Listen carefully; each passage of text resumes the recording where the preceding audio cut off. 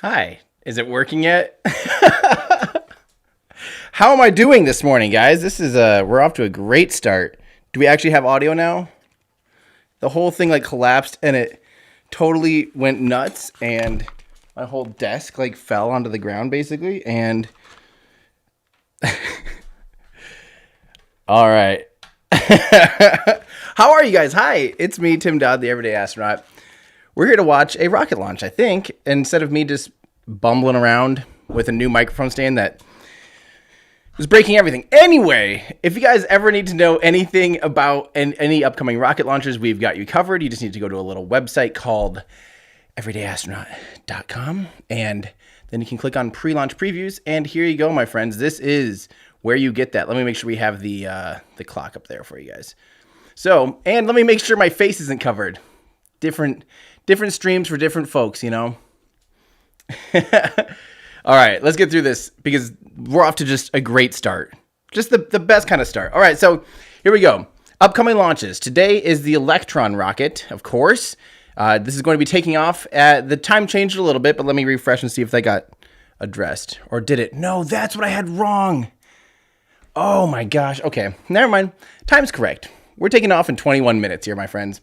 Mission name, this is called In Focus. The rocket launch provider for this is Rocket Lab.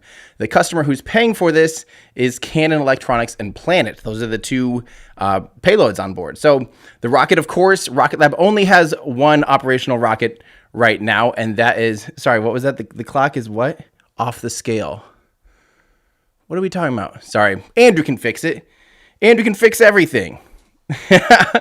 So anyway, the rocket is called the Electron. This is their only launch vehicle. I have one over there on my shelf. They're awesome. They're tiny. It is the smallest orbital rocket currently flying. The launch location, this is taking off from Launch Complex 1A in the Mahia Peninsula, New Zealand. This is gorgeous. This is like the primo location for launches. This is currently their only so far. I mean, technically they have Launch Complex 2 at Wallops, Virginia. But okay, the countdown's now good. Okay, awesome. Also, sorry, we have been absolutely knee deep in an edit for an awesome video that I'm really excited to share with you guys here in a little bit. We'll talk about that in a second. But Andrew and I were both like working up until the last minute when I realized that I had the wrong time, and then I'm like, oh crap. All right, so anyway, the rocket is the Electron.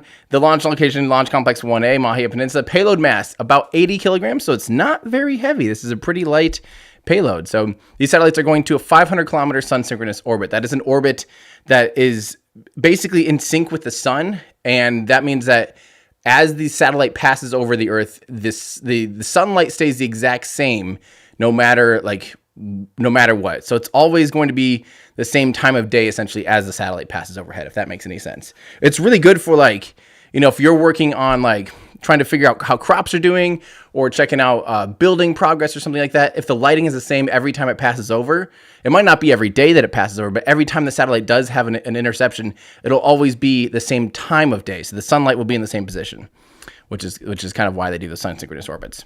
Will they be attempting to recover the first stage? No, it's not yet a capability of the Electron.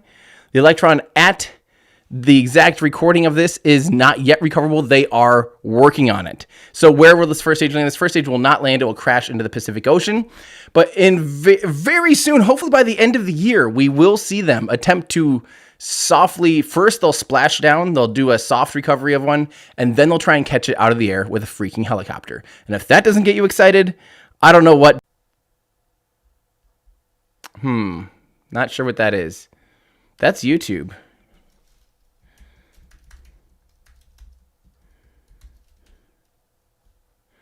Am I back yet? That was YouTube. I haven't dropped a frame here. YouTube's been doing that to us lately. I really hope that doesn't happen for serial number 8. If that happens for serial number 8, I'll be very sad. Because, yeah, we didn't drop a single frame to the servers here. So YouTube's just being naughty. YouTube, it'll happen, yeah. It'll happen right before, it'll do right during the belly flop maneuver. I'll bet it'll start buffering for serial number 8. I don't want to jinx it. I can't jinx that. By the way, of course, I will be heading down there as soon as it makes sense to do it. We're trying to crank this video out beforehand. Let me finish this up. This is currently not a capability of Electron. This will be the 15th launch of Electron. They're getting up there. The 5th launch of Electron in 2020, the 85th orbital launch attempt in 2020. Oh, here we go. We also have the Rocket Lab stream coming up. Okay, so yeah, here's an awesome infographic if you guys need to read more from Jeff Barrett and Stanley Creative, who also is helping with some of the renders now, which is super cool. So if you want to learn more about this, these are some of the payloads. They're just tiny little CubeSats. Super cool, though. Dedicated ride to space. The Rutherford engine, 3D printed, electric pumps. Super cool vehicle. It's only 1.2 meters wide, so like 4 feet wide. Very small. So yeah, so everyone say thank you to Ethan for writing this article for us. And I'm going to get you guys, I'm going to pop off a few questions here while we're waiting, and I'm going to pull up their live stream here. Give me 1 second. 1 second here, guys. Okay. And let me get this full screen and HD. There we go. And let's make it this scene. And now I'm going to be like way off. Here we go. I don't want to block it. Okay. So we have them pulled up now just in case so we don't miss anything. Meanwhile, Musical Wolves. Oh, they're coming online like right now. Musical Wolves, happy early Halloween from Yellowstone National Park. Any recommendations on how to carve Starship onto a pumpkin? Oh, man. I would say just keep it to the upper stage. Otherwise, it's just going to be really skinny. I would say just do the upper stage, just do an outline if it were me, which that's not a bad idea. Yeah, that's a really cool idea. I hope that you do that, and I hope that you post it on Twitter so we can all figure it out. Yeah, everyone, hey, double check your YouTube resolution. Manually check it right now. It sounds like we're still having problems with people with buffering and stuff. So just manually click it to 1080 or 720 or whatever your bandwidth allows, and that should solve all of the problems. So I'm going to get ready here to transition and listen to them, but I'll be back to answer you guys' questions in just a second. Good morning and welcome to the live broadcast of Rocket Lab's 15th Electron launch, the in-focus mission for small satellite operators, Planet and Canon. We're coming to you live from Rocket Lab's Mission Control Center, where it's 10:04 a.m. and we're just 16 minutes away from liftoff at Rocket Lab's Launch Complex 1 in Mahia, New Zealand. My name's Dominic Vu, and I'm an assembly technician for the Electron launch vehicle. And I'm Ariana Ryan. I've had a little bit of an upgrade since last launch, and now I'm a quality engineer supporting propulsion. Our launch operations team have been on site early today to prepare for this morning's scheduled liftoff at 10:21 a.m. New Zealand time or 9:21 p.m. UTC. Today's Electron mission is our 5th for the year, and it carries 10 Earth imaging small satellites bound for low Earth orbit. Inside Electron's fairing are 9 of the latest generation SuperDove satellites from Planet, the operator of the world's largest constellation of Earth imaging satellites. The 10th and final satellite on board belongs to Canon Electronics Incorporated and was procured for this mission by satellite rideshare and mission management provider Spaceflight Incorporated. Canon's Earth imaging microsatellite sets out to demonstrate some of the latest technologies the company has developed for satellite manufacture, including a middle-sized telescope equipped with ultra-high sensitivity camera to take night images of the Earth, and a small-sized telescope which is suitable for CubeSat use. Earth imaging satellites play a huge role in helping us monitor change on our planet. They provide actionable data on things like climate change, monitor and respond to wildfires, and they can help farmers to better manage their crops to deliver food to our tables. Now, for more about how we get our customers on board, let's go to Launch Complex 1, where we have Mission Integration Engineer Jane McNichol at Range Control. Jane? Thanks, Dom. It's great to be with you today on this beautiful morning on New Zealand's East Coast. My name is Jane, and I'm a Mission Integration Engineer here at Rocket Lab. Each mission at Rocket Lab is assigned a dedicated mission manager or integration engineer, and we work closely with our customers to help them through the mission process, from the time they sign up for a launch with Electron to integrating their satellites onto the launch vehicle to successful deployment on orbit. Now I'm standing here today at Range Control, which is about 3 kilometers away from the launch pad itself and the payload processing facility where the payloads for today's launch were integrated onto the launch vehicle. You can just make it out in the distance behind me. The payload processing facility is home to 2 state-of-the-art clean rooms where our customers can prepare their satellites for launch. But these clean rooms aren't the only ones that our customers can choose from. We have additional clean room facilities at our Long Beach, California headquarters for U.S. customers who want to integrate a little closer to home. And for customers launching out of Launch Complex 2 in Wallops, Virginia, we offer our brand new integration and control facility. Offering such a wide range of payload processing options is just one of the ways that we've created the most flexible and tailored launch service for small satellites. But back to today's launch, the team on console have been monitoring the health of the launch vehicle, including the payload environment in the fairing, as we progress through the count. All systems are currently green, and very soon Cannon 2 and the 9-planet SuperDoves will be on their way to orbit. Back over to you in Mission Control. Thanks, Jane. So, you're currently looking at a live view of Electron on the pad at Launch Complex 1. Electron stands 18 meters tall and weighs about 13 tons at the moment of liftoff. Electron itself is actually incredibly lightweight due to its black carbon composite structure. Almost the entirety of the rocket's first stage is filled with a mix of propellants for the Rutherford engines. Now, of that 13-ton liftoff mass, around 12 tons is actually the liquid oxygen and kerosene that fuels Electron on its way to orbit. The white stripes you see along Electron indicate where the liquid oxygen is being loaded inside the tanks. Because of the extremely cold temperatures of the oxidizers inside, any moisture on the outside of the rocket freezes in its place and causes those white stripes of ice to appear. As we approach T-minus 12 minutes, let's check in with Mission Control for the final go, no-go poll. Sweet. So I have to say, wow, this webcast is incredible. The fact that she's just standing there with a live feed of the rocket in the background, you could tell it was obviously live because it had the frost built up on the outside of the rocket. And of course... Right. To all stations, this is LDR mission. We are now proceeding with the go, no-go sequence. Stage, you go. Stages go. Avionics. Avionics, let's go. AFTS. AFTS is go. GNC. GNC is go. VCON. Beacon is go. RF. RF is go. T1. T1 is go. GC. GC is go. ELS. BLS is go. RSO. RSO is go. MET. Met is go. MM. MM go. LD sub. LD subs go. And exec. Exec is go for launch. And all stations, go, no-go sequence is complete. We're currently T-minus 11 minutes, 20 seconds and counting. We're go for the terminal count start at T-minus 10 minutes. From this time, the 3-way procedure is in effect. Sweet. That I love. For some reason, that go no go count just gets me so excited. I do wish SpaceX would do that or broadcast that. That's one of the things that I do like about you. Green across the board. Electron is go for flight. So Electron is a 2-stage to orbit vehicle. The first stage is powered by 9 3D printed electric pump Rutherford engines, which are designed and manufactured in-house by Rocket Lab. So Ari, as our resident engineer in propulsion, why don't you let us know a little bit about the Rutherford engines? I'd love to.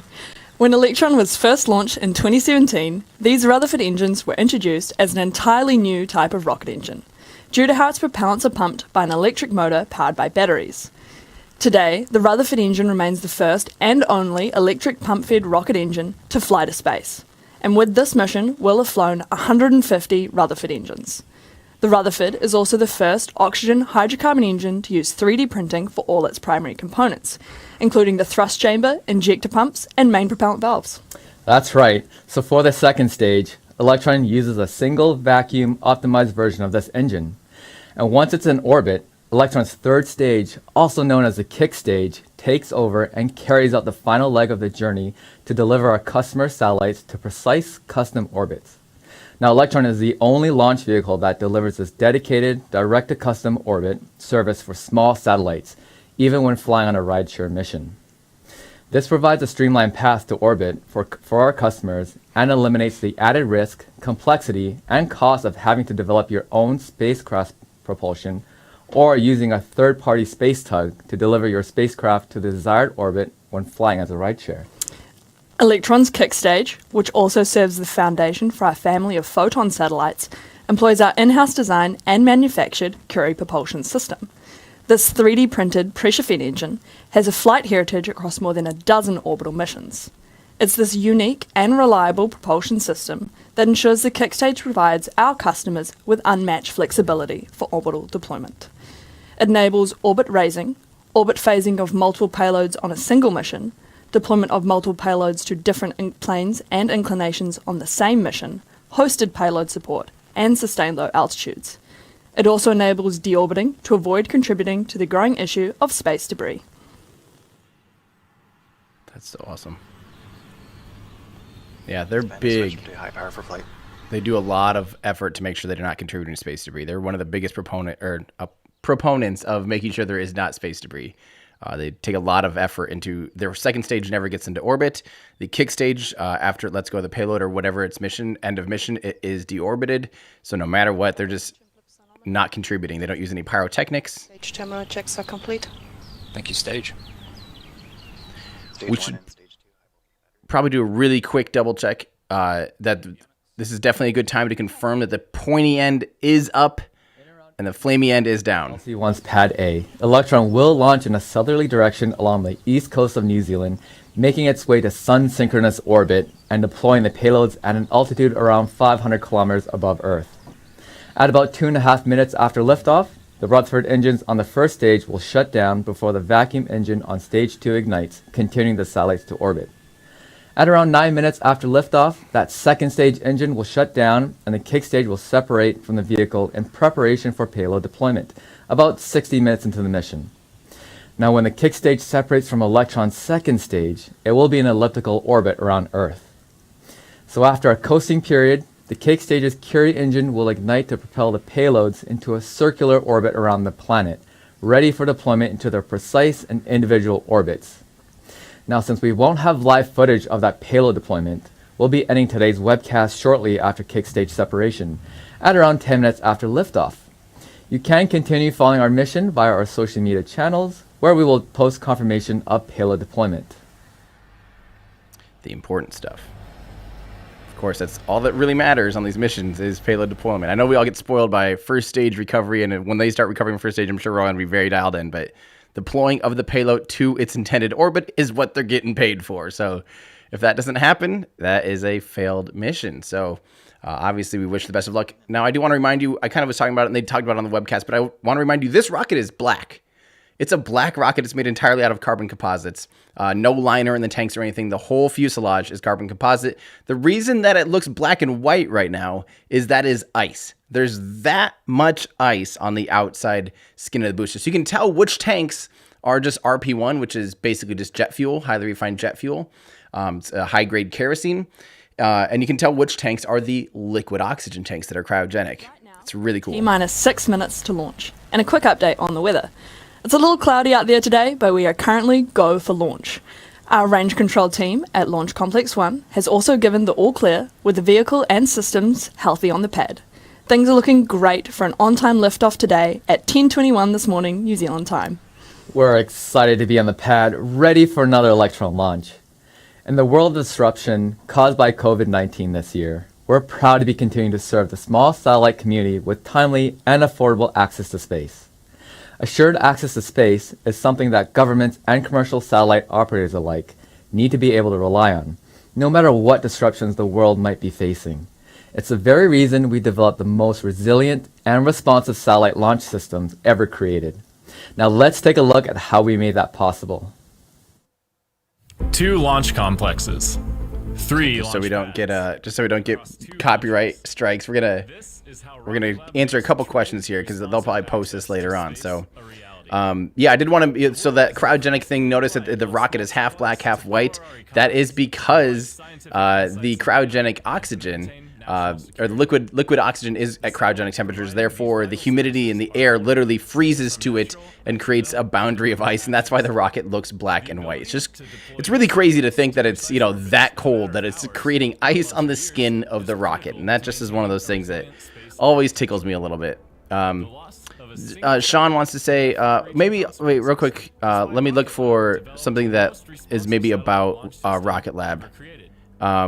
From Plastic Pinocchio, thank you very much. Hey, Tim, great stream as always, except for the mistakes at the beginning.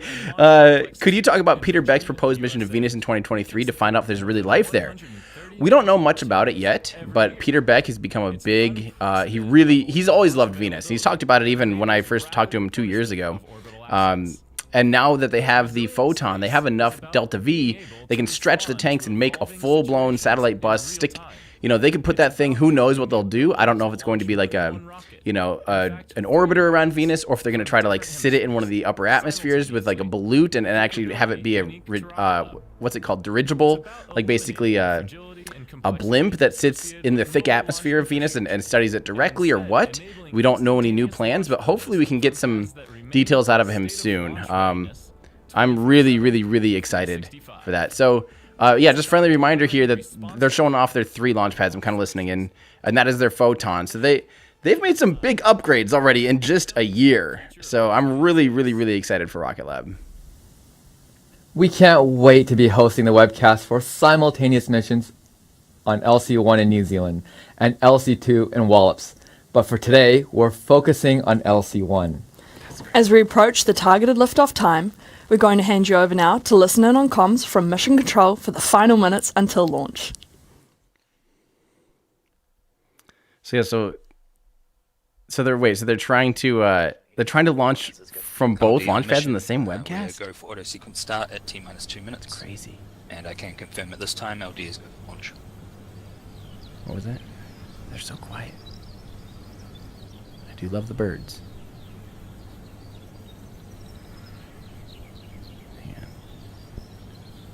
What did they say? Hopefully we're not getting into any kind of scrub. It's all looking good so far. God, that is so beautiful.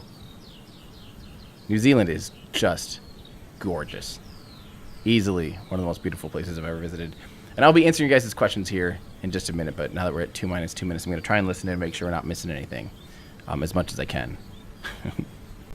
As much as I can. Which isn't much. I should say huge, huge thank you to David. Entering auto sequence. David, that's way too nice. Thank you. I really, really appreciate it. It goes on internal power. Yeah, that's... yeah, I really, really appreciate that generous tip, David. Yeah, we're going to be staying in a hotel for a long time in the next basically week until SN8 goes off. So that's going to come in very handy. Thank you very, very much. Lock load is complete. Starting recirculation. So it's complete, sweet. David, and those of you watching, I can't wait for you to see what we do for our setup for SN8. It's going to be incredible. Everyone say thank you, David. That was insane. That's really, really generous. Anti-gathering disabled. Shh, I'm just trying to keep quiet. I want to hear this. Our eardrums will probably get blown out as soon as the rocket ignites, but you know. Stage 1 tanks are pressed. There we go. And stage 2 tanks are pressed as well. High flow engine purges enabled.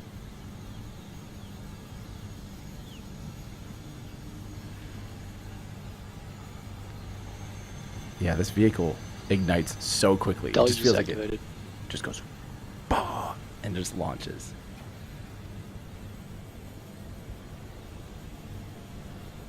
There's the water deluge. T-minus 20 seconds and counting. Making sure it doesn't melt the ramp below it.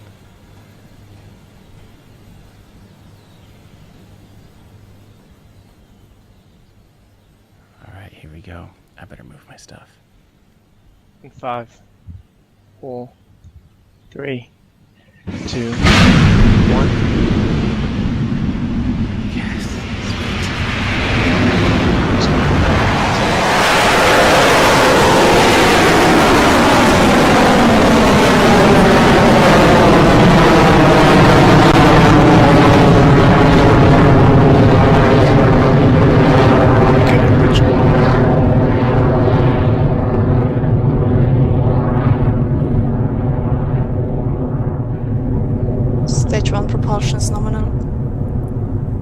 feel like that's one of the best sounding rockets, honestly. HVB battery discharge nominal.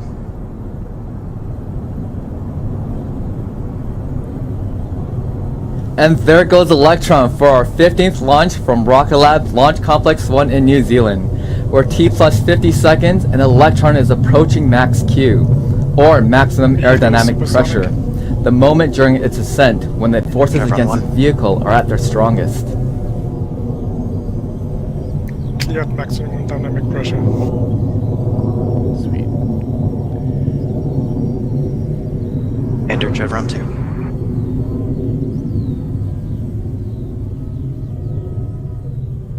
Of course, watch as the rocket exhaust chevron plume will expand because now the atmosphere is getting thinner and thinner. And you watch, you can see it steering too. You can see the engines gimbling, the plume getting diverted a little bit. This is awesome.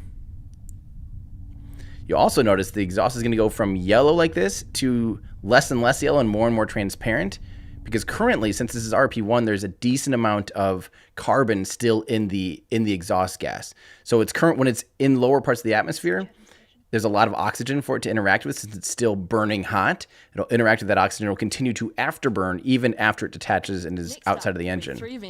But now you'll see it's just blowing soot because it doesn't have oxygen to interact with. Throttle down to allow for stage separation before the engine on the second stage fires up to continue the mission to orbit. Entered stage 1 burnout detect mode.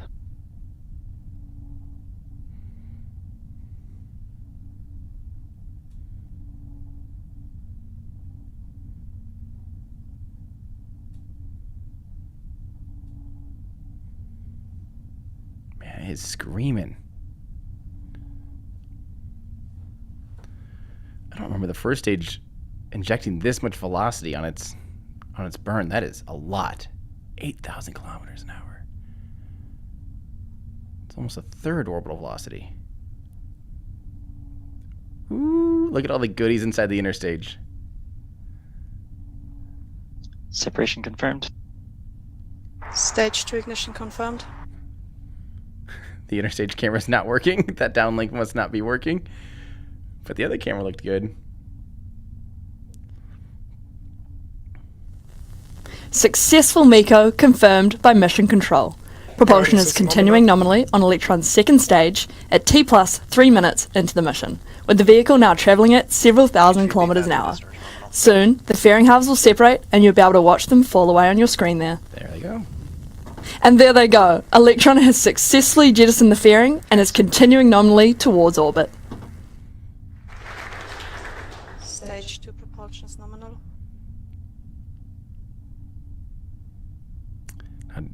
This is the part now that I'm sure the team's kind of gritting their teeth a little bit. This is the second stage burn is when they did have a failure on lucky number 13, but they fixed the issue. It was a connector issue. They had never seen this particular problem before, and they learned that under certain conditions and certain frequencies, it would basically wiggle itself loose or something, and under the right temperatures and conditions. For those of you just joining us for today's launch for Canon and Planet, we've made it through liftoff, main engine cutoff, stage separation, and stage 2 ignition.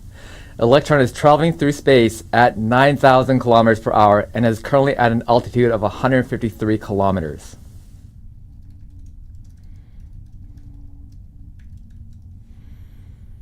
Yeah, so once they fix that, it seems like now they're right back on track. You will notice that the nozzle extension, the part that's glowing orange like a Happy Halloween or spooky season. While we're orange. coasting through the vacuum of space, let's delve a bit deeper into Rocket Lab's engines.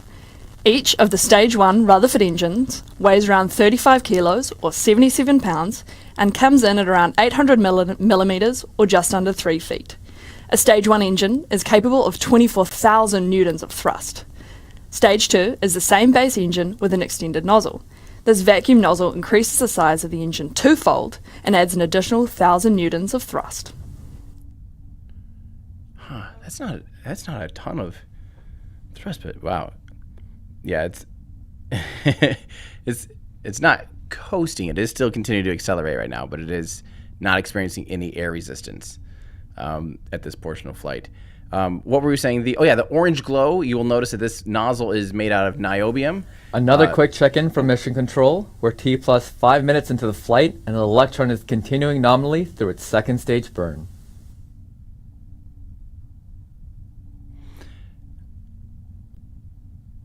Sweet.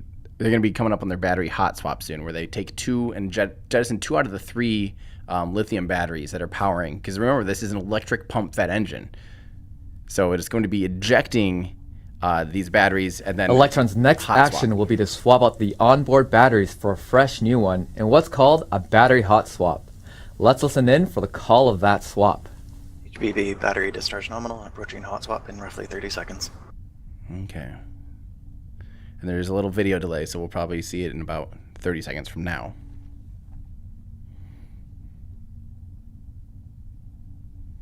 Throttling down.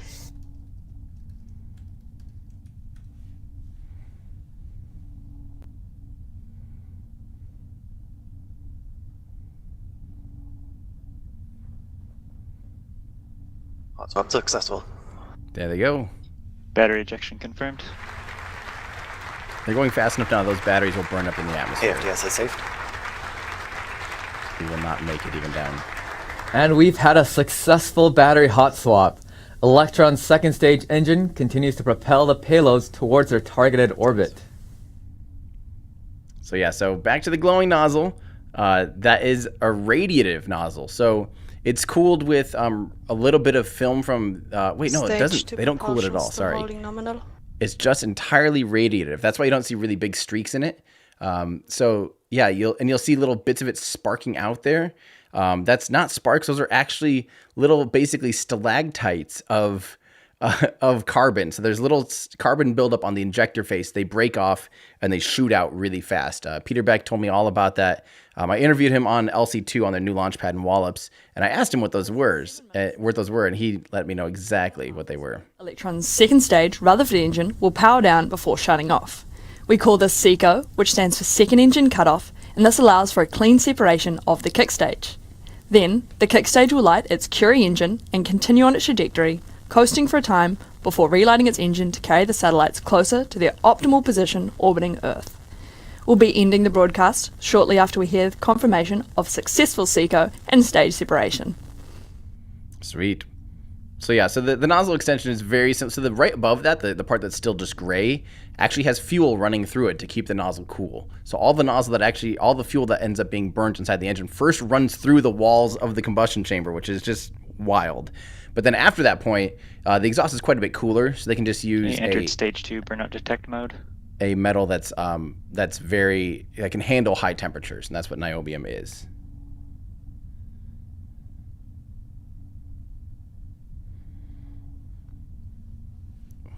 And that's why it also Guidance glows. is in terminal, 20 seconds remaining. It radiates heat away. It can't it can't be conductive. There's no atmosphere for it to conduct off of. So it just has to radiate off, which is, yeah. Here we go. They're coming up on second stage cutoff any second.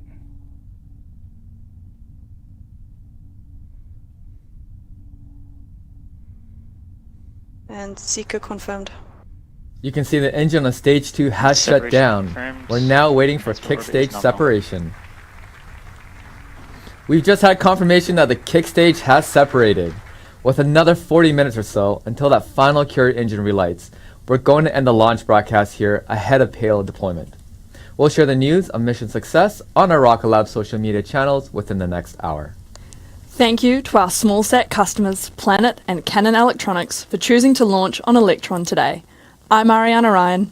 I'm Dominic Vu. This is Rocket Lab Mission Control, signing off. Man, that was a good webcast. Honestly, Rocket Lab, props to you guys. That was a clean webcast. You guys have taken that game up a notch. So let's hear it in chat for Rocket Lab. So I'll kind of keep their Twitter pulled up here, so we can check in on them and make sure we hear deploy. The payload deploy. I'll just kind of keep that up here, and then yeah. But meanwhile, real quick before we finish this, yes, we are doing the launch day coupon code for the Aerospace shirt. So if you guys want to help support what I do, go to shop.everydayastronaut.com. Type in coupon code launch day. You can get 10% off of the Aerospace t-shirt, which is still one of my all-time favorites. Yeah, just go to shop.everydayastronaut.com. That'll help me get my butt down there to Boca Chica here probably this weekend or soon. We're paying very close attention. Don't you guys worry. And don't forget, we also do have tiny human merch. So if you have a tiny human, a small human, or a young human, we do have updated kids apparel too. So including the new Future Martian Society onesie, which I think is about the cutest thing ever. So yeah, if you guys want to help support what I do, shop around at shop.everydayastronaut.com. And or if you want to join our awesome community, our awesome Discord channel, head on over to patreon.com/everydayastronaut. Everyone in here is super friendly, answering a lot of questions. I do want to take that moment real quick and remind YouTube chat that we are a tightly knit community here. If people are asking questions, help them out. Teach them something, If people are asking questions, that's how we all learned. We've all learned at some point by asking a question and having it answered. And that's what we do a lot in Discord, including me. I'll be sitting there, we're working on a script, asking, like just today, I was trying to figure out something stupid with Celsius and Fahrenheit, a conversion of actual differential temperatures. And we all talked about it and it was awesome. So if you want to help us make the videos better by providing your feedback or asking questions, helps me script the videos and make them, fine tune them to make sure I'm answering the questions that you guys have before the video comes out. So you can do that by going to patreon.com/everydayastronaut. All right. So let's see here. Yeah, I do have more questions than anybody. Honestly, I think I do. And I think that's kind of part of someone that's not afraid to learn. They're the ones that are asking a bunch of questions. It's important. All right, we do have kick stage separation from Electron. So that is official now, my friends. They have that pulled up here. Boom, kick stage has now separated. So there we go. That's like pretty much the last part besides payload deployment. And since they have so many, they will be deploying a bunch of satellites on this one. So yeah. Okay, so let's answer a few more of your guys' questions. Speaking of questions. Okay, Sean asks, what are my thoughts on SLS being delayed yet again? Will it ever launch? It's been paid for. And it would be basically catastrophic if at this point it doesn't launch. Like it has to launch once. You know what I mean? Like at least once. It has to launch about 5 times in my opinion. I think we'll for sure see it launch through the hardware that's been built, like the boosters, through the space shuttle hardware. So there's 16 engines. I think we'll for sure get 4 flights out of it.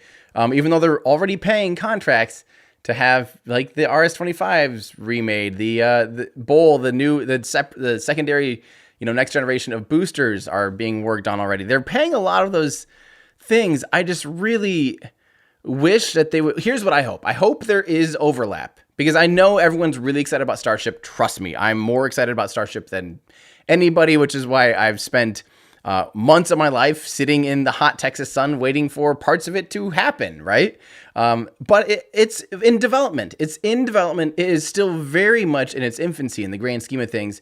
It'll be a long time before it can safely do a full ascent profile and get humans on the moon and back. Like that is a long time out. And frankly, by the time we try to factor in getting humans certified and all that stuff, SLS, and we're going to do this for one of our upcoming videos. We have 2 more that are coming before it, but part 3 of SLS versus Starship, we'll talk about what commercial options are there that can actually get humans out to the moon at human rated.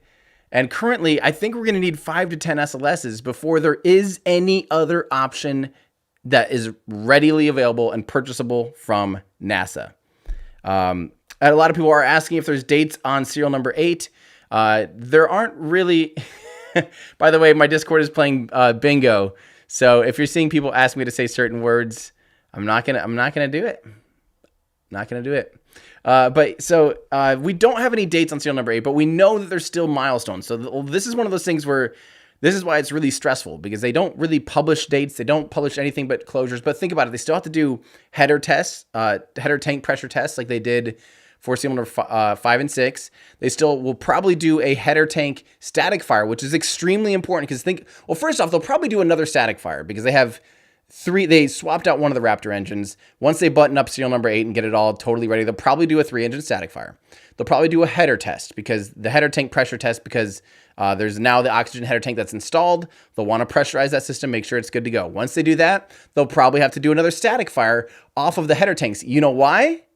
Because don't forget, it's going to be lighting up the engines using the header tanks when it's doing that belly flap to tail down maneuver. It's going to be pulling from those header tanks. So being able to static fire based on those header tanks is extremely important. That's like mission critical. So I think that we'll see 3 big closures happen before the hop. So like I said, I think we're going to see 3-engine static fire. I think we'll see header tank pressure test, and then another static fire with the header tanks. That's my guess, and I could be wrong, but based on how we've seen these things happen before, I still think we're a solid week plus out, believe it or not.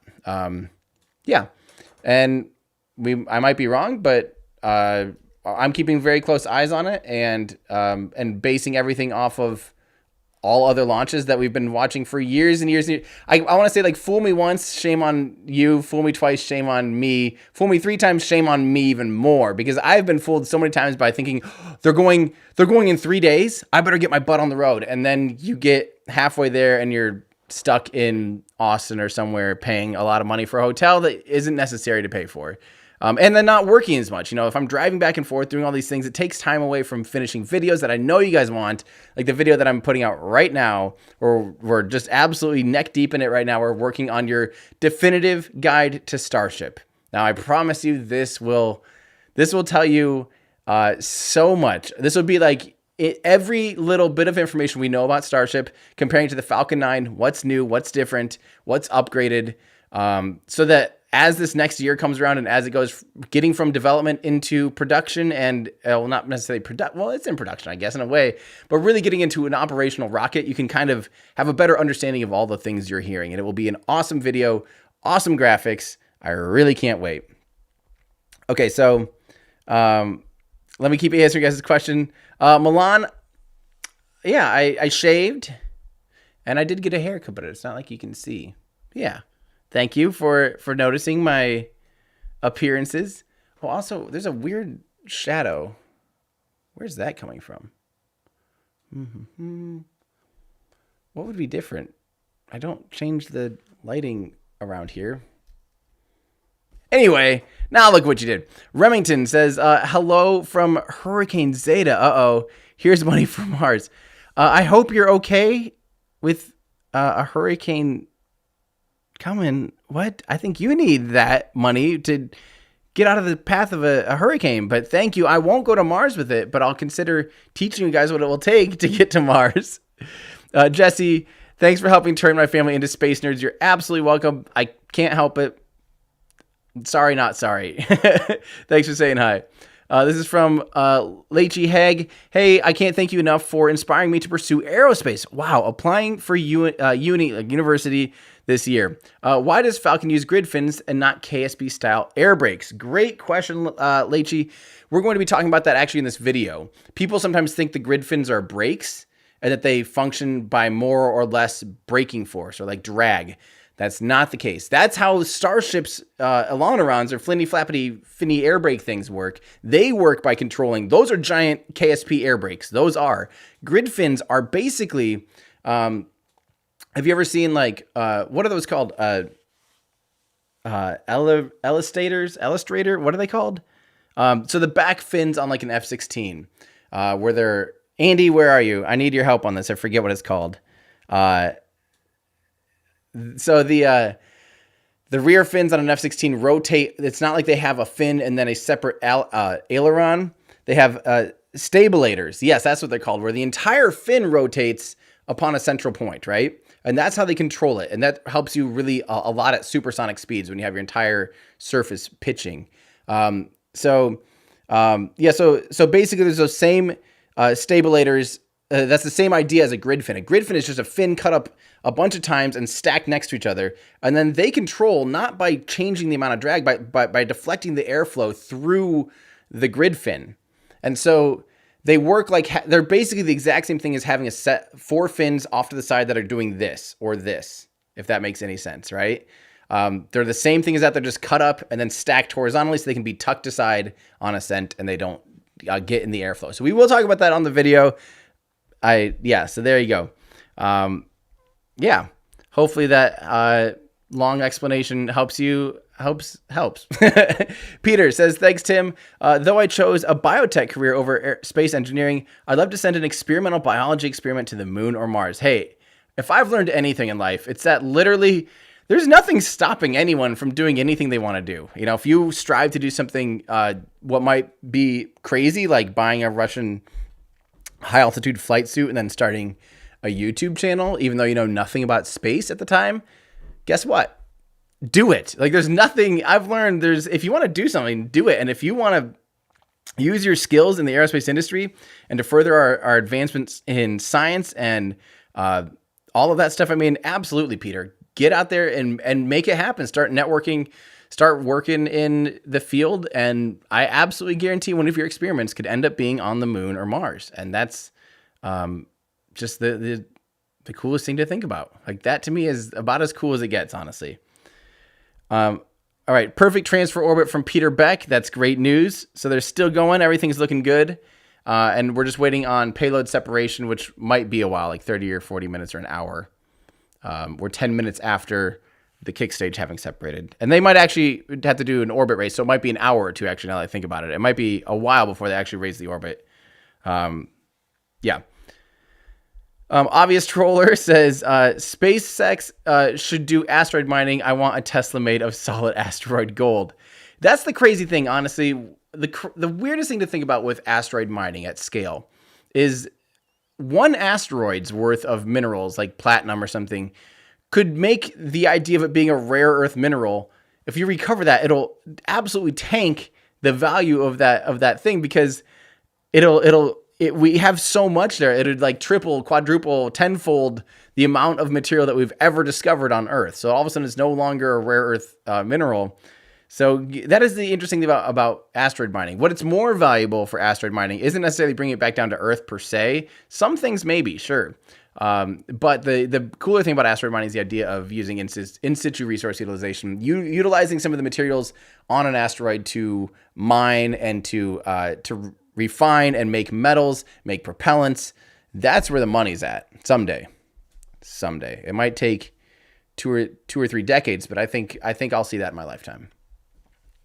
The Professional. Hey, Tim, got my coffee fingers crossed for a good launch. Your coffee fingers? Why are your fingers made out of coffee? For a good launch. Have we had a pointy end up flaming end down? Yes, we did check that. Sorry, I'm way behind because I wanted to listen to the live stream. I think we're good, and the mission went swimmingly. So I'm very, very happy about that. Thank you so much. Cole says, for Tim's moon flyby fund. Maybe. Maybe so. I'm not going to say never. I won't say never anymore. I used to say there's no way I'd ever really go to space. I'm starting to get a little bit of the bug. I would almost consider something like that someday, after I've done a lot of cool things here. Oh, man. Thank you for that, Cole. I really appreciate it. Hey, thank you so much. Friday Ray says EDA all the way. Friday Ray, EDA all the way. That is just that's poetry in the making. Thank you very much. This is from Coddlesworth. Why doesn't SpaceX continue to develop Dragon for propulsive landings for faster, cheaper reuse, and then use it as a launch abort system for Starship? So, Coddlesworth, we kind of talked about that in my video about why. Well, I've talked about it a few different times. They have a video all about why they canceled the propulsive landing. I have another video about the one recently about how does the Dragon capsule re-enter, and could they use the abort motors as a backup to the parachutes, right? A lot of you didn't watch that one. There's still a lot of information in there, so definitely watch that. But that one, so really, by the time, remember, anytime you're arming a system, anytime you have the option of engines turning on, you have to certify a whole 10 books worth of things and be like, okay, so now we have this thing where if this happens, then this, blah, blah, blah, it has to be able to steer and blah, blah, blah. By the time they certify that and make it so not only do they have to, they also have landing legs that NASA said no to because it would protrude through the heat shield. It just is not worth it. And there's no getting around. Engineering time is not free. Having engineers sit there and go over code and try to say like, oh, if this and that, blah, blah, blah, blah. And at the end of the day, all it's really doing is saving you from retrieving the vehicle in the ocean, which is, I don't know, let's say $2 million per mission. The amount of money it would cost to recertify and actually program the ability to have the Super Dracos fire again after reentry, after they've been scorched through the atmosphere, going in with plasma all around it, it's just not worth it. It's just simply not worth it. But as far as this, which is about the launch abort for Starship, they could mount a Dragon capsule and modified trunk on top of Starship, detach once in orbit, then dock with Starship after refueling. I honestly won't be terribly shocked if they end up having to do something like that for some of the early human flights. Because that's definitely a concern of mine. I made that video all about why doesn't Starship have an abort system, and we kind of talk about that. Of course, you're adding more parts, you're adding more complication, you're getting away from this. You're getting away from kind of a solidified design scheme. So yeah, I think it's just one of those things. I don't know if that's what SpaceX wants to do. I don't think they really want to have a whole totally separate system, adding more fuels, adding more complications, than just trying to really nail Starship and making it reliable and redundant. But yeah, let's see here. This is from Matthew. Rumor has it Elon is going to give you a Boca Chica tour. Is this true? And will you be doing an interview while there? Yes and yes. I actually had confirmed an interview in like April at Boca Chica, a tour of Boca Chica. And unfortunately, that got shot down because of COVID all of a sudden. Or not shot down, but just kind of put on the back burner because of COVID. COVID's obviously still a thing, but we have a lot of new safety protocols. And, I think a lot of people understand how to safely distance themselves and keep themselves safe. So while I'm down there for SEAL number 8, I don't have details yet to share, unfortunately, but I am going to be doing hopefully some kind of tour, but for sure a sit-down interview. So we will find out. You'll have to hang in there.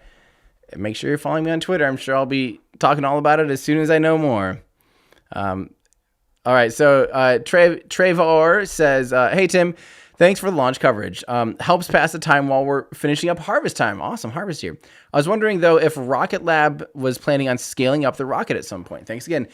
Trevor, no, that's one of those questions that Peter Beck gets asked all the time is, when are you making a bigger rocket? And he always says, I'm not making a bigger rocket. Their whole goal is to launch quickly, be able to launch. That's why they have 3 launch sites already, even though they're only using 1 so far. The idea is they want to just be launching all the time. They want to be like the Uber compared to a bus or a train, right? Obviously, trains, ships can get, big packages, a lot of payload from point A to point B. But you have to wait for your ride. You have to wait for, if you're a small satellite, if you're just doing what they did today, with a bunch of CubeSats and small sats, if you're having to ride share, you have to wait for all the other payloads, have to wait for the right orbit. You might not go to the exact orbit you're hoping to get to. You might be lower or higher and have to use your propulsion. Electron wants to be dedicated for those individual customers. They can say literally, oh, you are going to this orbit. Here you go. Here is your rocket going to that place. And that's their whole game plan. Scaling up their rocket doesn't actually tap into that much more of the market. There's a huge market of small and CubeSats and micro CubeSats. There's a whole market for them. And they're currently kind of underserved because, again, they have to hitch a ride on a huge rocket. And that just has logistics nightmares and can take years. And Rocket Lab's goal is to literally be able to be booked in a month. Someday they want to be able to you literally go to rocketlab.com, say, here's our payload that my program's working on. We want to be done. We're going to be done in a month. We want to hitch a ride and be able to fly and book it in a month. I think that's going to happen someday. They're still, think about how young they are relatively. They've only been flying for 3 years. They've launched 15 times now, and they're just going to keep going, and they'll be ironing out the kinks and getting to the point where they're just a machine. Just think about these tiny little rockets just sending up payloads to their very specific orbit. That is their whole game plan. Rockets or payloads are shrinking Meanwhile, the fleet is, that's kind of what they're focusing on. Is that shrinking market of smaller and smaller payloads. Why make a bigger rocket when there's not necessarily the R&D, the research and development would not necessarily pay off if they try to make it say they doubled or tripled or quadrupled the payload. Would they be able to make 2, 3, 4 times more money on new customers than they would be just doing what they're doing? That's kind of the whole reason. Definitely watch. I've done 3 interviews with Peter Beck. Each one is phenomenal. And not on my end. I just love hearing from Peter Beck. Every word that comes out of his mouth, I'm like, yeah, because he just knows. He knows his stuff. He knows everything. He's him and Elon and Tori Bruno are the type of guys you can ask them about any part of their vehicle, and guess what? They will know everything about it, and they'll have a very good reason for the decision making too. So watch those. I think you'll get a good perspective. I think the first one is the one where we really talk about the larger rockets. But meanwhile, they have increased their payload capacity with their Electron, including the ability to recover. They're now going to be able to do about 300 kilograms from 225. So they're, adding about 30% performance boost. Not something to shake a stick at or whatever the saying is. Cottlesworth again. For re-entry, astronauts could transfer back into Dragon, undock, and then land back on Earth separately. Might be a good option for Dear Moon. I do agree with that. I do think for early missions, or not necessarily launch with Starship, but have a Starship up in orbit that is, ready to do these missions. Launch a Dragon capsule up there on a Falcon 9, because Falcon 9 is human rated. Falcon 9 and Dragon can, you can put 6 astronauts on there if they're non-NASA missions, which these would be non-NASA missions. You can actually technically do 7, but I think 6 seems more realistic. So I think that's, to me, if I were going to Dear Moon or doing Dear Moon, I would right now, especially as soon as Starship's actually ready, I would want to still ride Dragon up there, because there's just so many backups that Dragon has, and it's totally proven itself to be already very reliable. And there you go. Beamer Geezer says, greetings from a former Cedar Rapian. Hey there, fellow Iowan or former Iowan. Thanks for saying hi. And that's awesome. My neighbor, kind of. Thank you. From Beautiful Butter, thanks for your awesome job. Greetings from Switzerland. Thank you so much. I really appreciate that. This is from $5 from Erasmus device. Thank you. I appreciate that. I don't know what an Erasmus device is, but hopefully it's nothing offensive. Thank you. From Musical Wolves, will SpaceX make a BFR, big fish rocket? That's awesome. If you guys saw, if you were tuned into the last Starlink mission that I streamed, there's an awesome fish jumping out of the water that we caught because of a Cosmic Perspectives telescope feed that we have. It was awesome, and that just made my day. Absolutely. Christopher, someone say travel funds. Enjoy, mate. Thanks for covering. Well, thank you so much, Christopher. Yeah, I'm really, really, really excited for you guys. He said it. He said the thing. Apparently, people have bingo now in Discord. I guess fish was something. Dang it.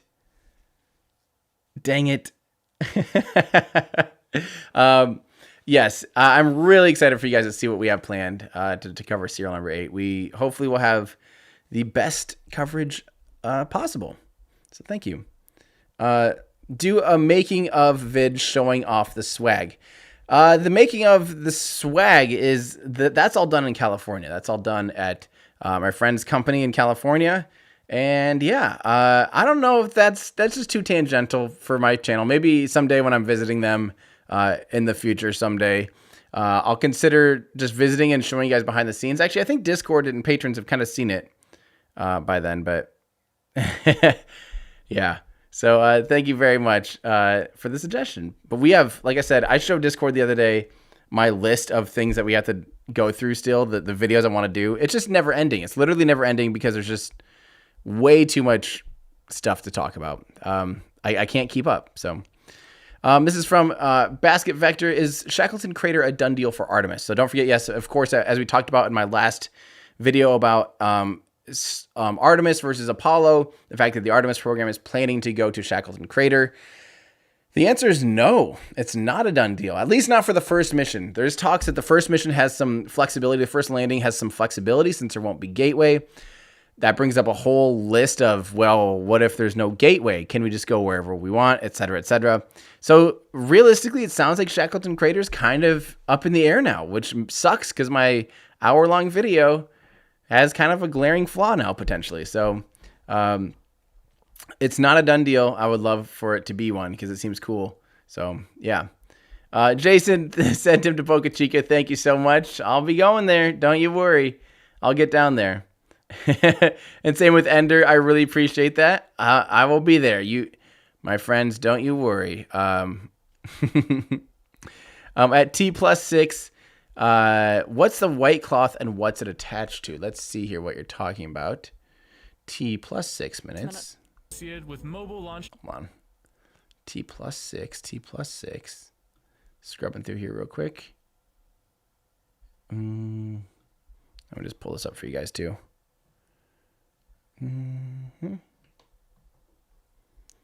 T+6 minutes would be around.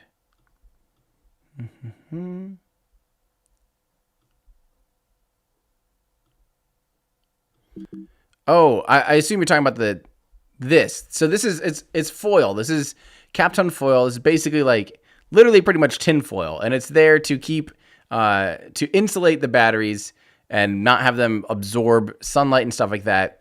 And it's very reflective. It's literally basically a mirror. So we're seeing it's a whole box. Just picture a box wrapped in tin foil, but really smooth. So you see on the left part of this, that's reflecting a little bit off of the nozzle up here at the top, but it's actually mostly just reflecting the dark space.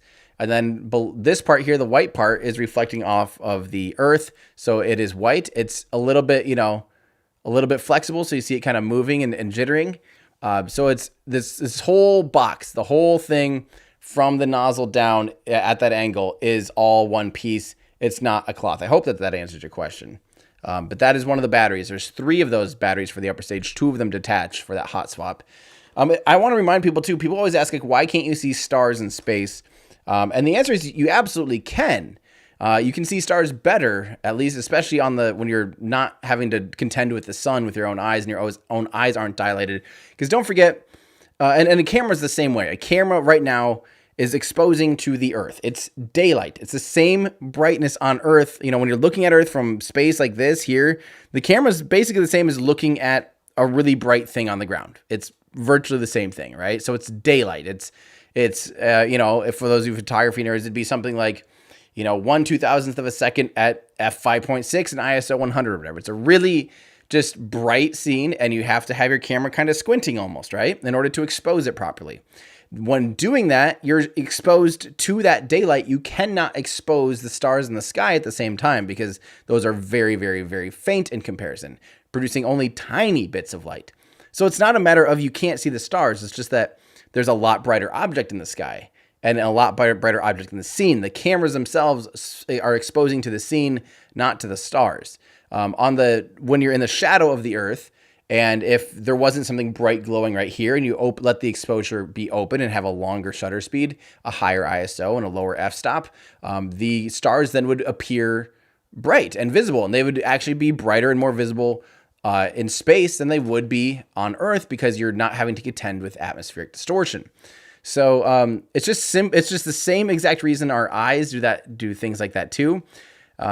It's always funny to me that people act like once you're in space, everything's different. The laws of physics are the same. Things that are bright are still bright. Things that are dim are still dim. So fun little reminder there. Chris and Willie Verberg. South of launch site, heard the sonic boom of stage 1 coming down. Really? That's crazy. I guess it does. Does it fly straight south? Does the dogleg straight south? That's awesome. That is really, really cool to know. I can't wait for them to try and recover that baby. That's going to be awesome. Brian Russell, thank you so much for your tip. I appreciate that. Greg Swanson says, for your friend's space-based restaurant, I hope it has a good atmosphere. Yeah, Greg, thank you so much. For those of you that don't know, I am still plugging away trying to find the right fit for my friend who really wants a space enthusiast to be involved in a space-themed restaurant in the LA area. So if you know someone that works in LA, works in a restaurant or knows how to run a restaurant, they are definitely looking for your help. This is one of my best friends, helping to consult on some awesome things for it. So I'm really, really excited. It's seriously going to be like the coolest thing, and I can't wait to go see it someday. But they are definitely looking for a talented supervisor or kitchen operator, bar operator, kitchen operator. So if that's you, send your resume. I have to always remember this. It's On the Moon RES. On the Moon, all one word, and then RES. On the Moon RES, or On the Moon Res at gmail.com. On the Moon Res at gmail.com. Send your resume if that's you, or if you know someone, send them that link. Say, hey, send your resume of running a restaurant to On the Moon Res at gmail.com. Trust me, it'll be worth it.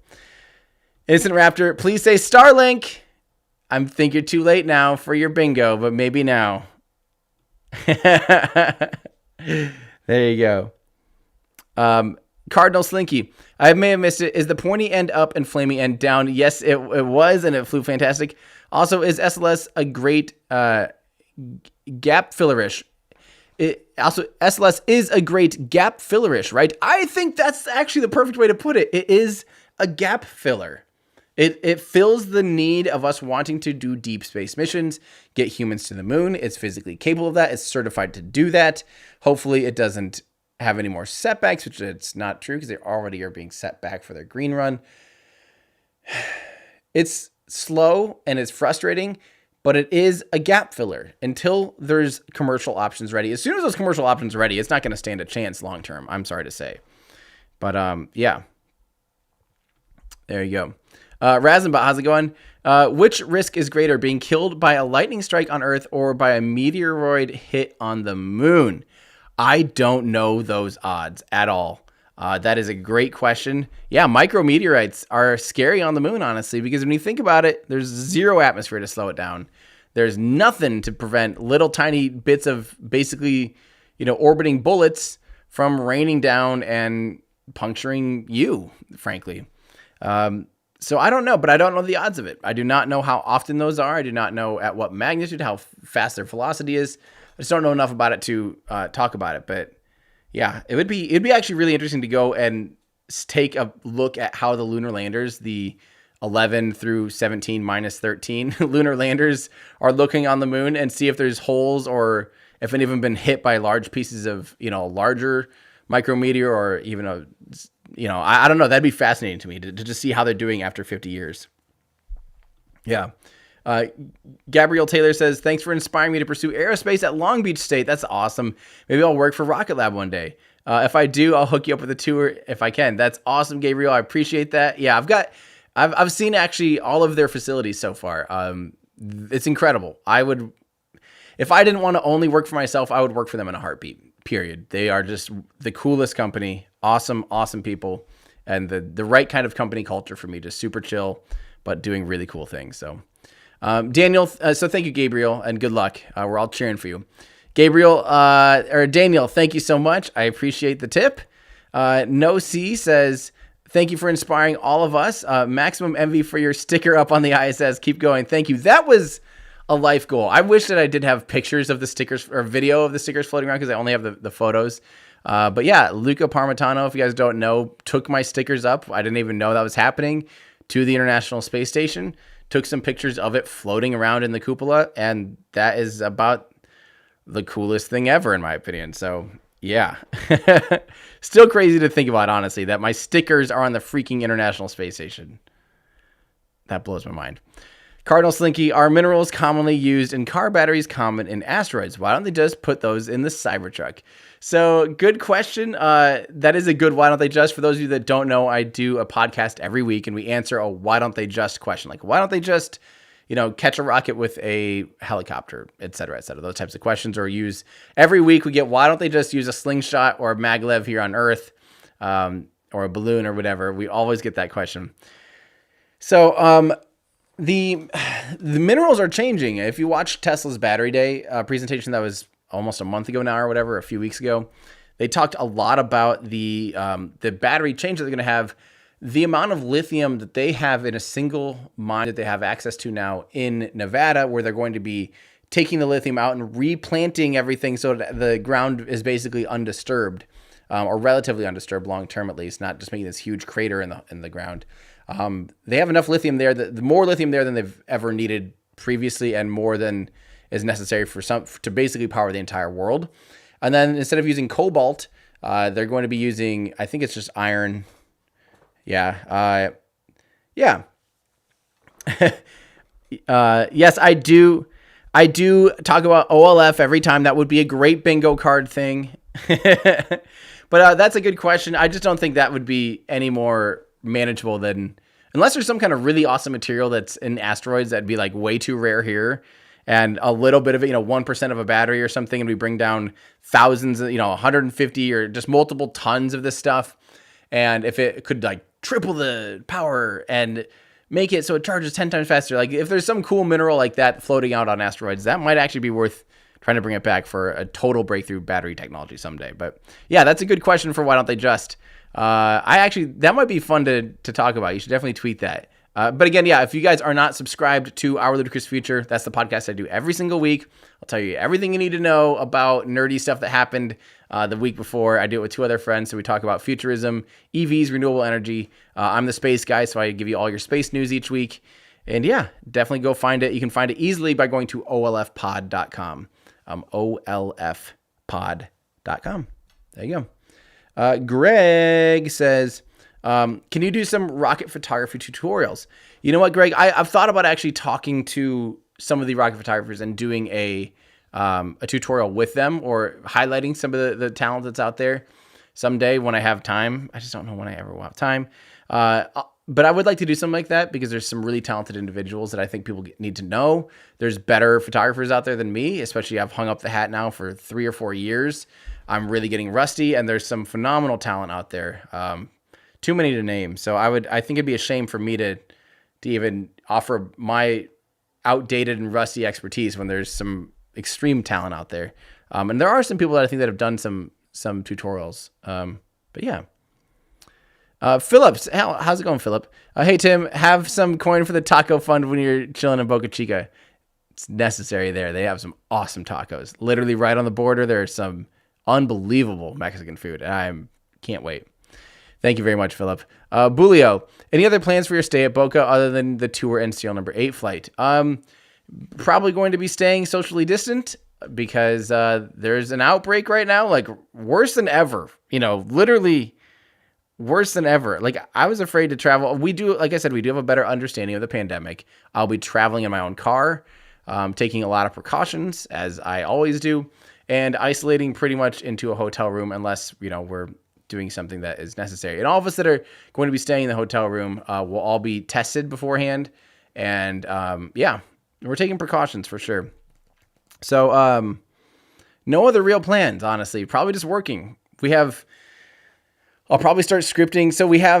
So friendly reminder, right now we switched which video we're trying to crank out before we leave. We're making really good progress, hoping to be done before we leave on your definitive guide to Starship, everything you need to know about Starship, what's different, what's new, what's different from Falcon 9, comparing to Falcon 9, Falcon Heavy, just giving you a full rundown on all the systems. What are header tanks? Where are the bulkheads? What engines? Why are the Raptor engines special compared to Merlin? What are the fuels they run on? What's the heat shield? All of that stuff. It's a complete, how are they landing? Like, it's everything you need to know. It is 1 hour long, pretty much on the nose.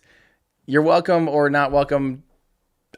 I don't know, but it is what it is. And I think it's awesome. I think this is one of the best videos we've ever made already. So we're going to have that done. We have another video totally scripted. Finished scripting is in peer review, but it's pretty much done with that too. So I'll have to do that next. And then I also want to do the what can replace SLS video, which is kind of part 3 of SLS versus Starship, and look at all of our options. So what I'll be doing in my time off, if there is much, depending on how things look, I'll probably be scripting and researching. So yeah, there you go. From Itine, I'm sorry if I totally mispronounced that. Do you think it would be possible to cancel gravitational waves using the same principle as with active noise canceling? Thanks for your amazing work. So the idea would be, if gravitational waves are a plottable wave, could you do phase cancellation? Have an opposite wave interact at the exact opposite so it totally cancels out gravity? I am no physicist. I am no astrophysicist. That's way outside of my knowledge, but I have no idea. I don't even know if we have a strong enough understanding. The only time that I really think you see gravitational waves is when there's a huge... the reason that we see gravitational waves in like a binary black hole is because they're spinning and they're pulsating, and that's creating these protrusions that are barely detectable in space-time, like ripples in space-time, like fluctuations in space-time because of two black holes like spinning really fast. Other than that, I don't know if gravity, I don't know enough about this. I don't know if gravity is like, yeah, it is something that you can phase out or have a phase cancellation of. I just don't know. If MC official play in our Discord, I should record some intros in front of SN8 or Hopper. Absolutely. When I'm down there, I will definitely be teeing up some videos like I have in the past where I'm shooting in front of some of the hardware. That will definitely be in the books, definitely in the plan. And probably like I could probably shoot the, what's going to replace Starship intro. So, or what can replace SLS. I could shoot that there. That'd be a good one. We'll probably get the video, the conclusive guide to Starship video done before we get down there. But if it ends up being delayed and all these things, if there's anything, we'll probably reshoot the intro to be at Boca Chica. So, yeah, great question. And sorry, also thank you again to at TNA. From Eduardo says, a big fan, ciao from Abruzzo, Italy. And thanks a lot. Well, thank you very much. Probably Eduardo. Yeah, sorry if I'm, again, totally mispronouncing that. But I'm jealous that you're in Italy. Italy is absolutely stunning. Electric Eric, when are you going to design my own? When am I going to design my own rocket? I don't know. I don't know if I don't think I have the chops for that. Like I don't know enough about it to do it. Like I'm at the bottom of the Dunning. I know enough now to know how dangerous it'd be if I tried to actually design something, because I don't know anything about like actual physics really. Like I would have to go back to school. I would have to go to school for sure, learn a lot, and hire really, really, really, really, really talented people to fill my gaps in knowledge. I just don't think it's necessary. I think my time is better spent trying to regurgitate what I'm learning than trying to do engineering. If I was engineering a rocket, I would have no free time. I would not be making videos anymore. But who knows? Maybe after, my goal is to be the one that everyone goes to, that you guys all go to, and be here for the first humans on the moon and the first humans on Mars. I want to be like your guide to that and walk you through it and be here, the one cheering on all the people involved, cheering on the teams, the scientists, the astronauts, the engineers. That's my goal, is to kind of be, up there. But maybe after that, maybe after I fulfill the goal, that might be 10 years from now, then maybe I'll retire into aerospace engineering and go back to school. You never know. It's never too late. Jody Flex Media says, random one. I know a few lads who are flat earthers and dispute even the existence of space. Are they a lost cause? Keep up the good work.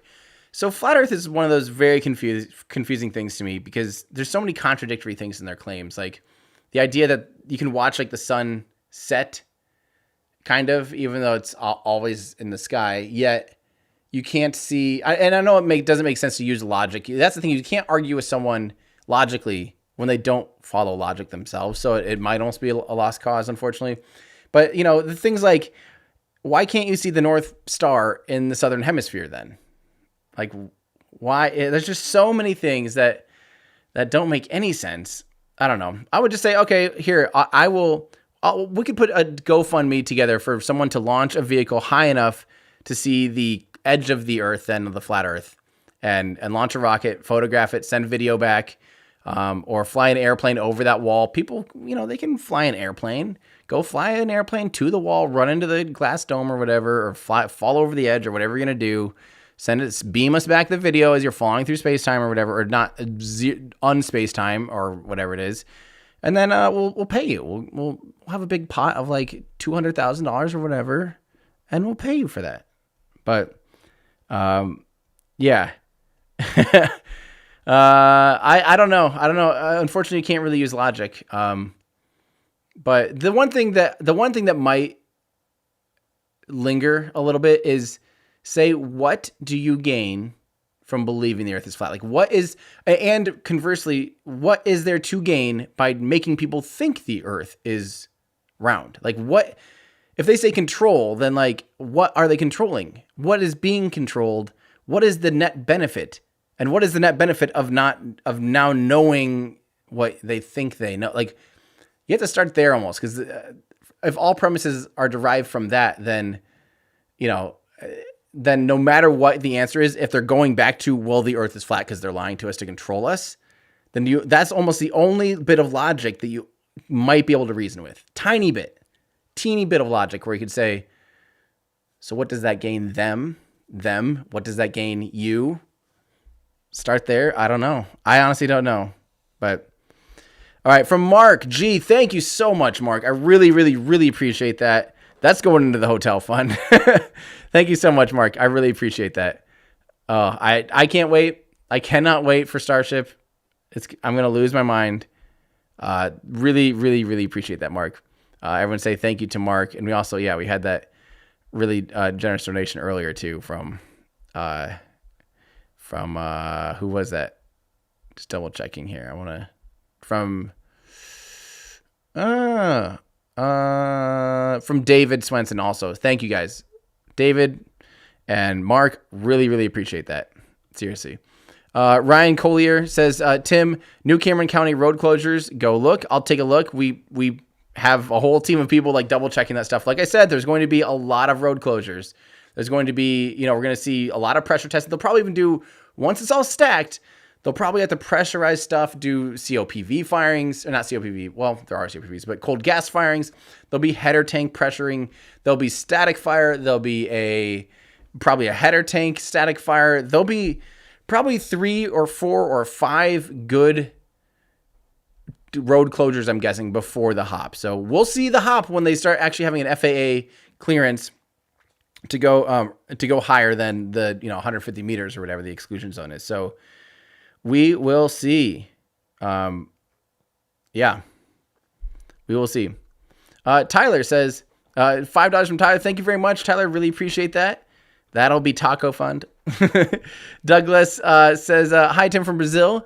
I've heard some things about Starship might be launched from Alcantara base here. Any thoughts about this? I have not heard about that at all. So I don't have any thoughts. But the big thing with Starship, it does not make any sense to ever transport it. It needs to be right. I mean, maybe by boat someday, but I don't know what the benefit would be of launching it somewhere other than like a sea launch platform. A sea launch platform makes sense because you can just load it up, have it launch and land right there. But to just build one and transport it on a giant barge or on a giant, ship doesn't make as much sense. It makes more sense to have pads, factories either right next. I mean, I'm not going to say no or never, but I don't know if it makes too much sense. I think they really eventually don't want to be launching super heavy and Starship from, near cities and stuff or anywhere really on the ground. They want to be doing it out in the middle of the ocean, or not the middle, but offshore, so that they have less stuff to contend with. But so there you go. Oh yeah. I don't want to remind, friendly reminder in Discord. People are quoting what Elon was saying last week about timelines. Guys, if you haven't paid attention, I love Elon. I'm a huge fan of his work. But timelines are pointless in aerospace. You look at milestones.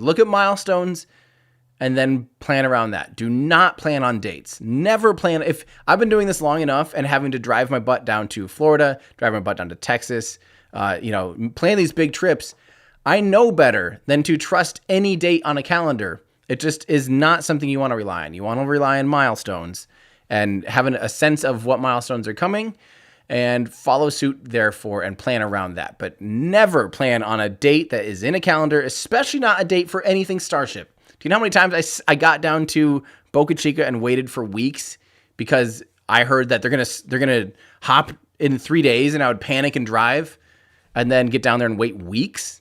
Trust me, I have a lot of experience with this. It's hard. It's stressful. It's very stressful, but I've got it covered, I promise.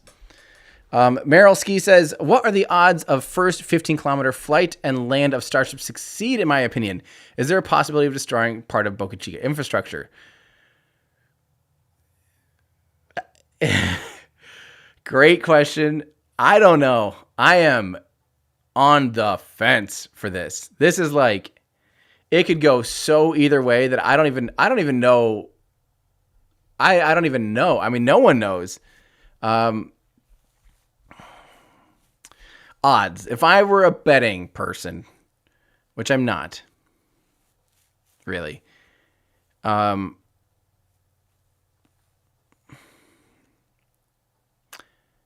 I would say 25% chance of full mission success, where it lands first try, sticks the landing, recovered, everything's perfect. I would say 25% chance of it getting to the, like, attempting the belly, like getting down and attempting the belly flop, but failing in the belly flop or the final landing, maybe doing one of these and tipping over or something. I would say, and that 25%, if that happens, might damage parts of Boca Chica. I would say, parts of the pad infrastructure maybe, but likely not. The landing pad is a decent bit of ways away from the infrastructure, and it's pretty low amounts of pressure. They've blown up things there before a lot closer and not sustained too much damage. I would say 25% chance of it. There's 3 engines running and a lot more fuel on board, a lot more systems. I would say there's a 25% chance that it doesn't even make it up to apogee. That something happens before apogee. Or doesn't, maybe apogee and or like it might go out of control with the landing thing, with the skydive thing.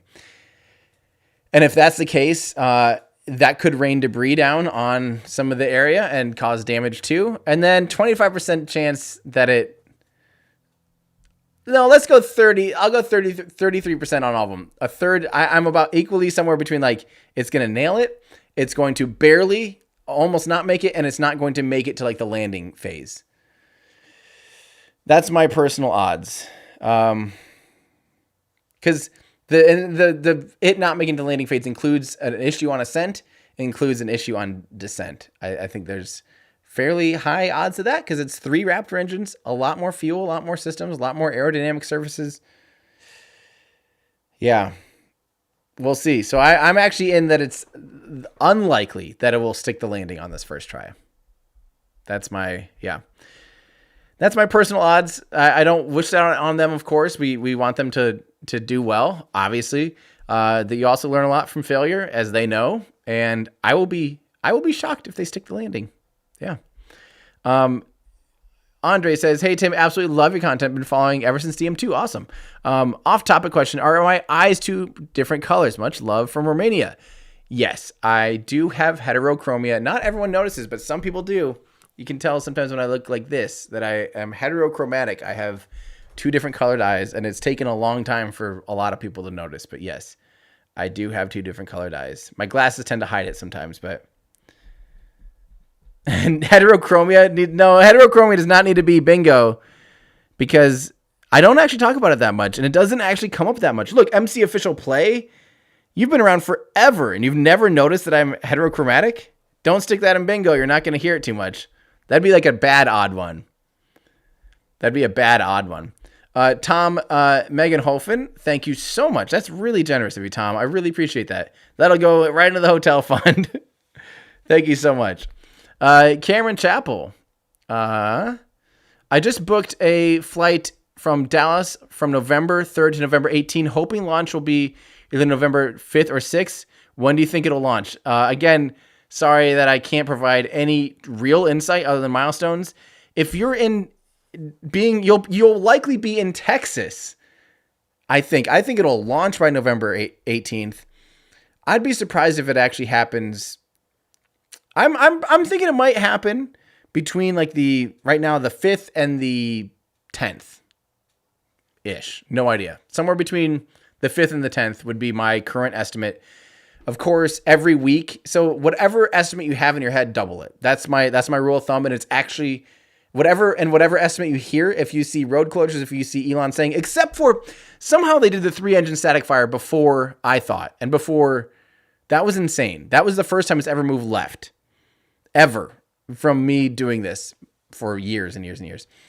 But normally if Elon says next week, it's 2 weeks. If he says a month, it's 2 months. And yeah, that's just aerospace. That's the reason that we can't necessarily ping or ding Elon for that is because that is all of aerospace. It's just that Elon is, he's the only one that will like openly just discuss ambitions, but everyone in aerospace says, yeah, it'll take, SLS, we'll be doing this in a month. Okay. It's actually 2 months.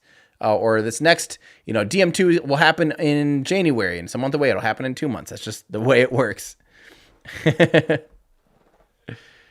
Oh, from Harco. Have I played the board game Terraforming Mars? I have not, but I have seen little clips of it. It looks really interesting to me.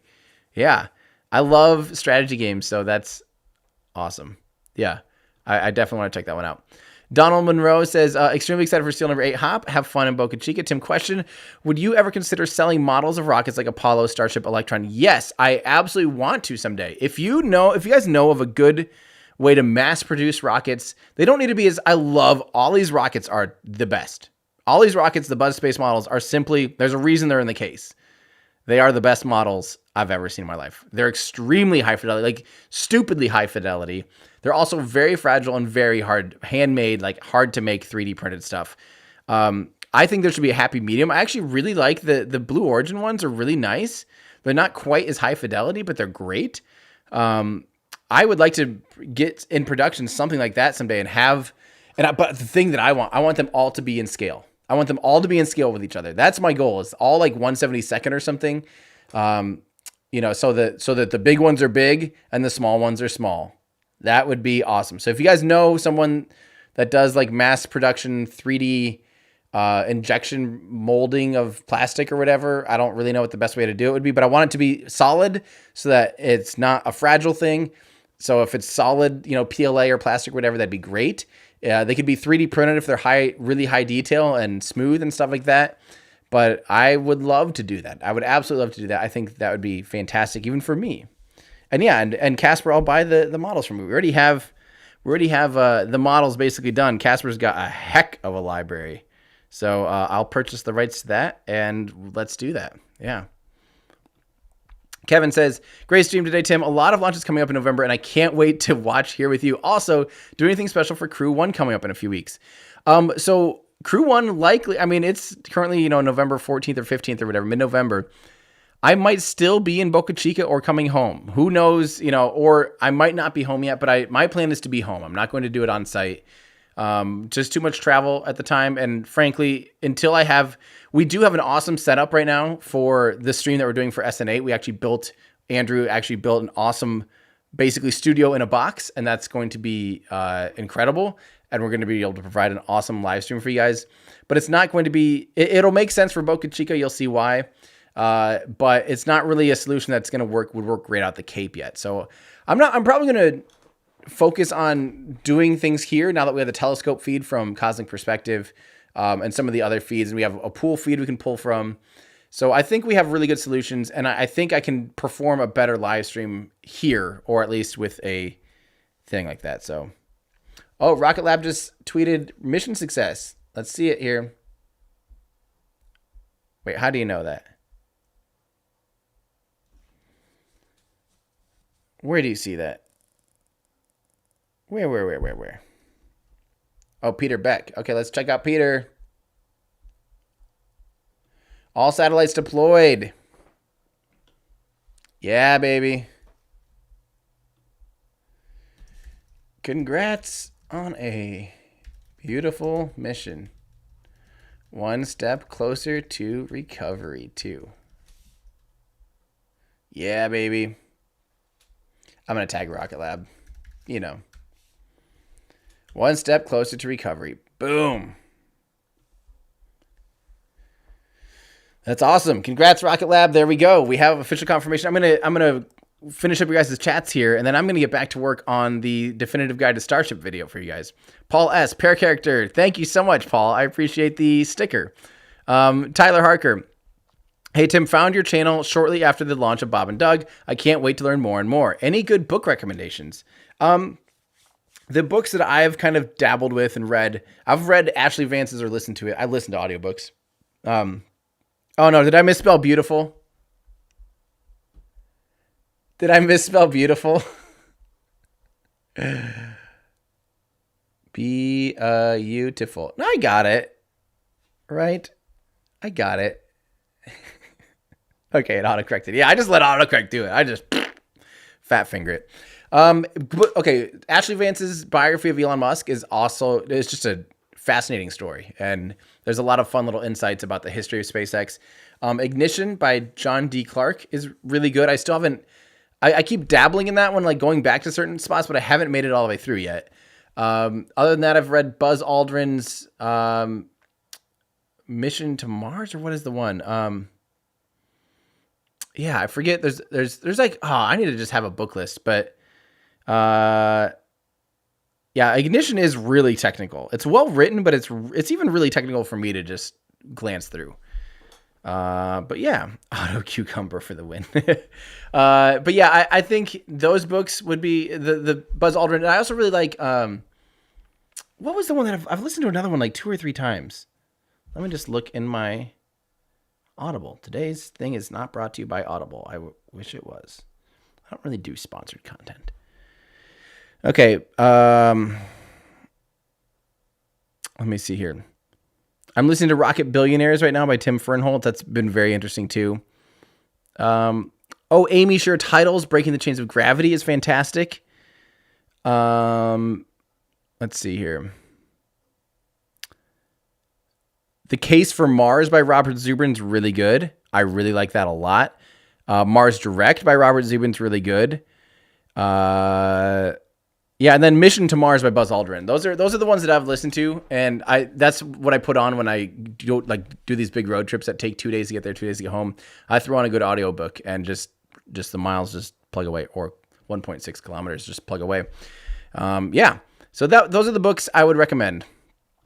Musical Wolves. Could Stratolaunch use their plane to carry a launch pad to launch a rocket during mid-flight, so the first stage wouldn't be needed? So that's okay. Carry a plane to carry a launch pad.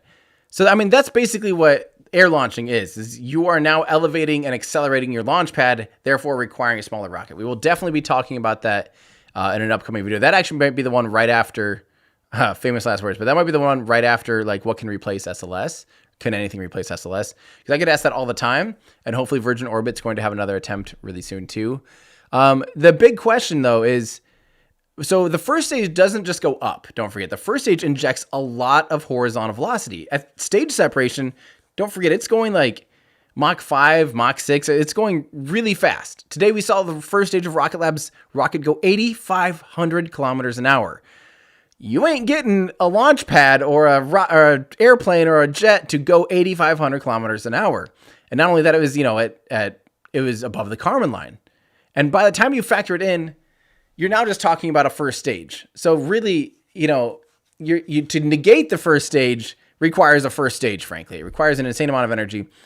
Dropping it from a plane, the biggest problem there's 2 big problems, in my opinion, with dropping a rocket from a plane and then igniting it. Number one, you now are subjecting humans to flight pressures of a rocket and the explosive power of a rocket. So at some point, while it's still attached, there is a fully fueled, highly pressurized vehicle that is basically a giant bomb attached to an airplane. I'm not a big fan of that myself. I think that puts lives at risk that don't need to be. But second, you're letting go of the rocket before knowing if the engine's good to go. So normally on the ground, you'll notice they light the rocket engines, make sure everything's good to go, and then command the launch pad to let go. This is the opposite. You drop your rocket and go, I hope it's going to work. And I just feel like it's just one of those, how many times have we seen rockets, ULA, Delta IV Heavy, Falcon 9, all the time where they'll light the engines and then cut the engines. I mean, it's not 50%, but it's something like 7%. Personally, I wouldn't want to lose 7% of my vehicles because I dropped it off of an airplane.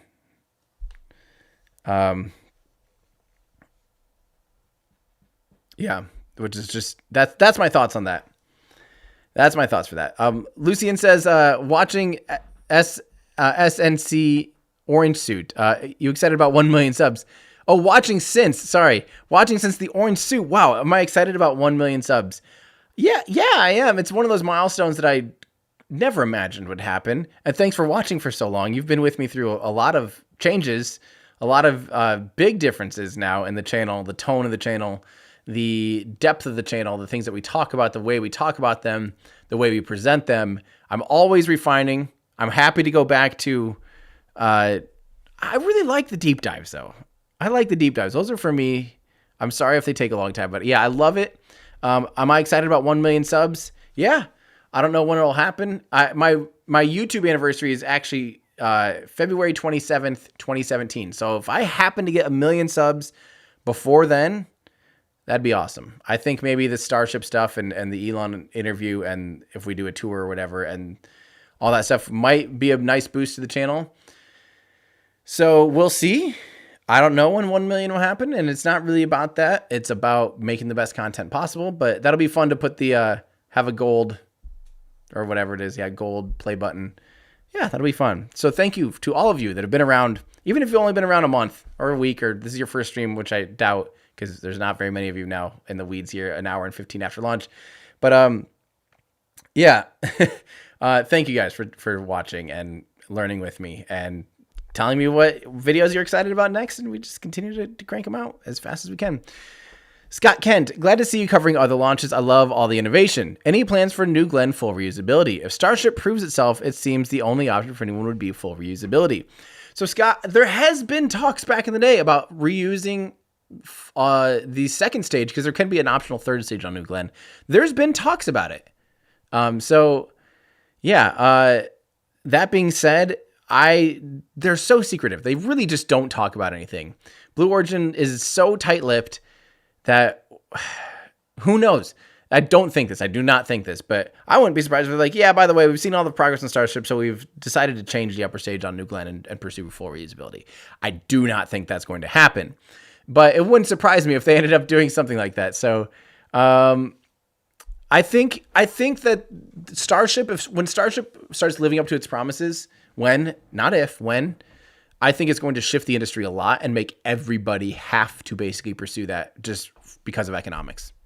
It'll be driving. So yeah, good question. But I think Blue Origin will have the funds and the talent to do that. I think they will just have to start shifting before they, before they were assuming. So, yeah.